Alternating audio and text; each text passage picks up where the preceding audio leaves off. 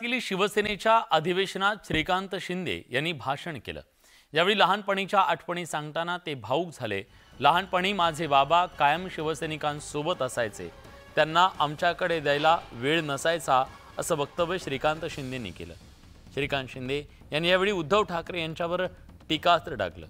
काही लोक बाप चोरला असं म्हणतात, पण बाळासाहेब ठाकरे ही कोणा एका व्यक्तीची खासगी मालमत्ता नाही असं श्रीकांत शिंदे म्हणाले। शिंदे साहेबांना मी जे पाहिलं हे फक्त आणि फक्त शिवसैनिकांमध्ये पाहिलं।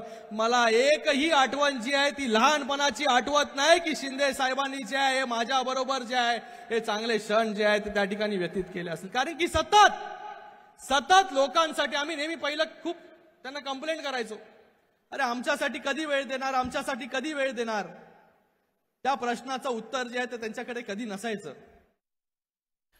अशोक चव्हाणांच्या पाठोपाठ विजय वडेट्टीवार सुद्धा काँग्रेस सोडणार असल्याच्या चर्चा सुरू झाल्या, मात्र त्यात कोणतंही तथ्य नसल्याचं वडेट्टीवार यांनी म्हटलंय आणि या सगळ्या चर्चा त्यांनी फेटाळून लावल्या।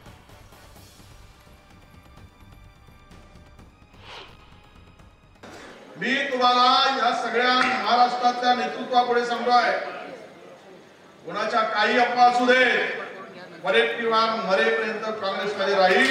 अफवावर विश्वास ठेवू नका, अफवावर विश्वास ठेवू नका। कोणी हेच वाक्य म्हटलं पाहिजे, मरेपर्यंत शब्द फिरवता गोड गोड गोड इकडून तिकडून, म्हणजे असे शब्दाचा छल करू नका।